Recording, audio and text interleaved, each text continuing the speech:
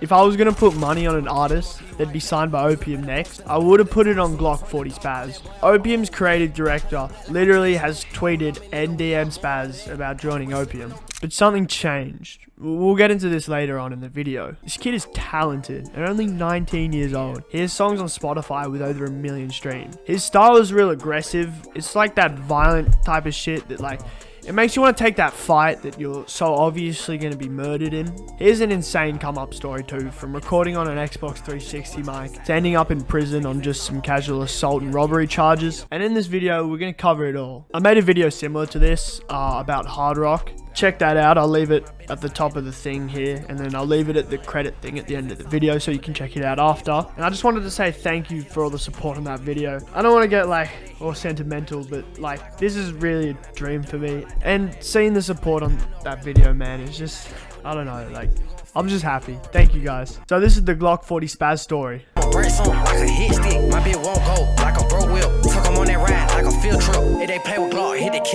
Spaz was born in August 2003 and spent most of his time on the east side of Atlanta, Georgia. He came up with his name because, and I quote, "I always had a thing for guns." The artist that got him into music was, and I'm not bullshitting here, was D Savage. Like, really, the nigga who really made me want to start rapping got no D Savage. This is so fucking absurd because D Savage sounds super melodic, where Spaz sounds like he wants to kill someone. But he did start out trying to sing, but he was way better at rapping, so he switched over pretty quickly. Started hopping on the mic. Yeah, I started hopping on the mic. I'm on the auto-tune and shit, goddamn.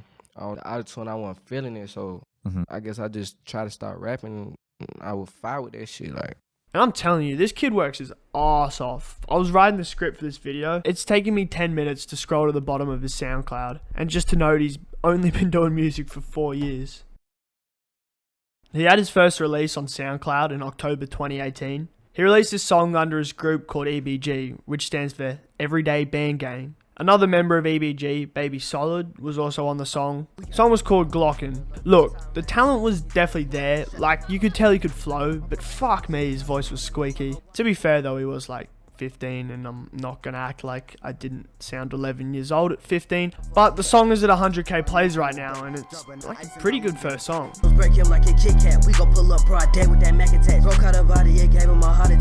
The third song he released was Die For Mine. This dropped in December 2018. The flow was great, the cunt just doesn't stop. But again, it just sounds a bit young, and we do have to mention the fact that it sounds like it's been recorded on a fucking BlackBerry. I do believe he was using an Xbox 360 mic to record these, so jokes aside, it is sick seeing an artist make plays without any sort of expensive equipment. His fourth song dropped in March 2019 called First Day Out. He was rumoured to be in and out of juvie in his younger years, so who knows. This song is so poorly mixed that it makes it so much better. Like, if this beat wasn't so loud and his mic wasn't so shit, I don't think it'd sound so fucking, I don't know, unhinged. This is probably why it did 50k streams. Falling in love. I was smoking on OG, fucking on my love. I got caught in the streets, I got caught up too young. I got put in a box and I thought I was done. Later that year, in June 2019, Spaz would come out with his first project titled Don't Get Took Off. Look, again, the mixing is not great and the mic sounds a bit fucked, but his delivery started to take a step up. Like, this might be a little crazy, but he really started to give me, I guess, like Cash Cardi comparisons. I don't know. My favorite song on the project would probably be Cut Like Me. This song, I would say, encapsulates his improvement in his delivery. The album again did well with numbers, with every song over like 20k plays.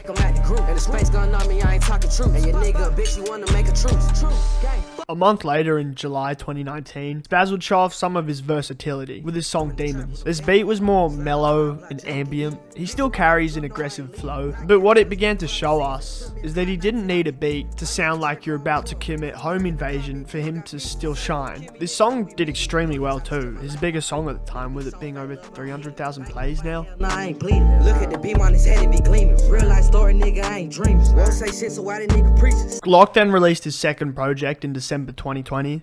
This was titled Don't Get Took Off 2. Really not too different from Don't Get Took Off 1. Just better production and mixing, I would say. This showed in the numbers, they were only slightly better than Don't Get Took Off 1.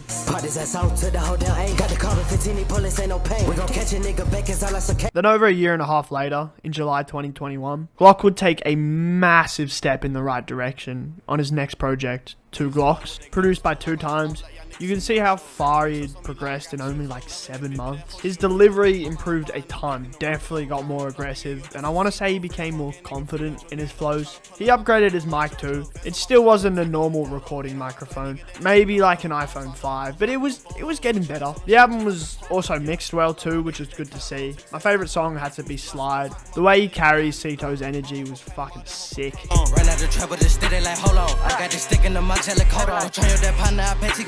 After this project, 2022 would roll around, and this year was huge for Spaz. The cunt was on a fucking mission. I'm a break song like a hit stick. My bitch won't go like a broke wheel. Took him on that ride like a field trip. If they play with Glock, hit the kill switch. He released his first project of the year, called Baby Wall. This album is 20 songs long, which fuck is a bit long, but it shows he was working hard. This project was good too. What I liked about it is that he experimented a bit more on this album with different sounds. Like, we haven't really heard songs like Musical Villain or Discussion of Zans, that's actually the name of the song, from him before. It was really cool to see a balance between that aggressive ATL style and more of a melodic sound. I want to say it was probably my favorite project from him at the time. Numbers were doing well too. You know, actually writing this script, I'm kind of saying this cunt's never really had a problem with getting numbers on his songs. Now this was really cool.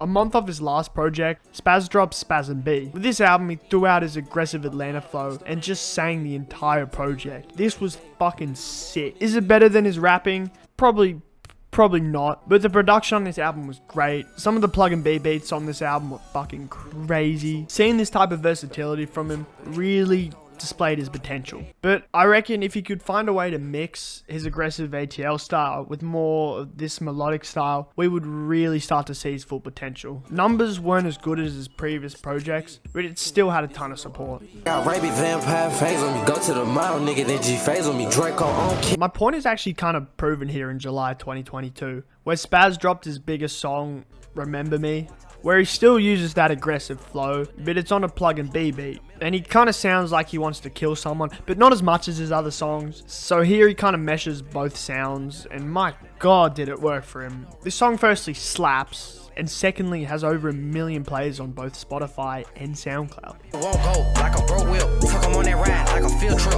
If they play with Glock, hit the kill switch. Then a month later, in August 2020, he would drop Don't Get Took Off 3. To be honest, I don't really know what to say here. It's just like Don't Get Took Off 1 and 2, but just better. I don't know, just think of an aspect of the previous 2, and then just imagine it better. That's basically the album. It's fucking good. Probably his best. I got 2 damn Glocks on me right now. Where the fuck you stand?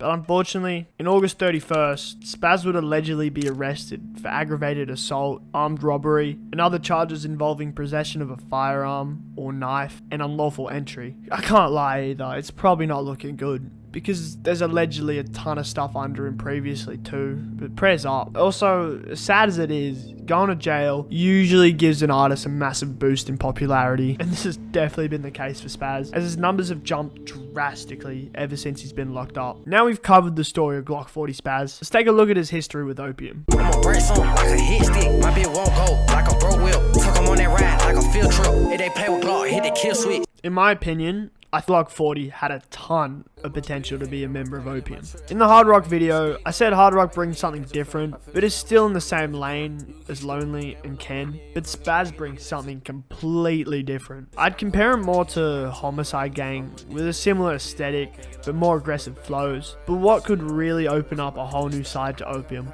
was his ability to switch to plug and B. This would open up access to a whole new demographic whilst maintaining their current mysterious aesthetic. This I guess had to be somewhere in the ballpark, as in July 2022, when Spaz started getting some mainstream attention off his single Remember Me, he posted a story saying, "Do this mean something?" It was a DM from Opium's creative director, It's Opium Baby. He then posted a story saying, "What if I told you I'm finna get signed? Would you all believe me?" Then, It's Opium Baby tweeted 00 Glock 40. This pretty much confirmed that he was signed to Opium, and Reddit and Twitter was pretty much sold on the fact that he was signed to Opium. But the thing is, he wasn't. Firstly, a member of Opium denied he was signed, replying to It's Opium Baby's tweet. Then Spaz said this on live, which is really weird. Cardi a fake vamp. Cardi a fake vamp, y'all. Hey y'all, bro. I'm telling y'all, bro. You need to be on some weird shit, some demonic shit. We on some real gangster shit, bro. You need to stop that vampire shit. He gay. He a drag. For one, this kind of jokes. Calling Cardi gay is fucking hilarious. But seriously, this was odd because it really looked like he was signed. The main speculation to this was that the dollar amount wasn't looking good enough for Spaz. But I don't know, in this video it kind of seemed that maybe they wanted to change the image or something about Spaz, something he wasn't on board with. The way he was calling Cardi a fake vamp and how Spaz, is a real gangster. I don't know, it's interesting. Maybe even this all was fake and Cardi didn't want him after all and he's just pissed off, calling him gay and shit. But eventually, while being locked up in November 2022, Spaz has been confirmed signed to Columbia Records. So we now know that Opium missed their opportunity. I genuinely think this would have been a great signing for Opium, but I honestly don't think Spaz really needed them. He has EBG, he's pushing his own aesthetic, and it's really authentic. Like, he's literally in prison right now, and his fans fucking love him for this. I have a feeling he could have been left in the shadows behind the other artists in Opium if he ended up joining. I mean, that's all I have today. Like the video, and subscribe. Yeah, thank you.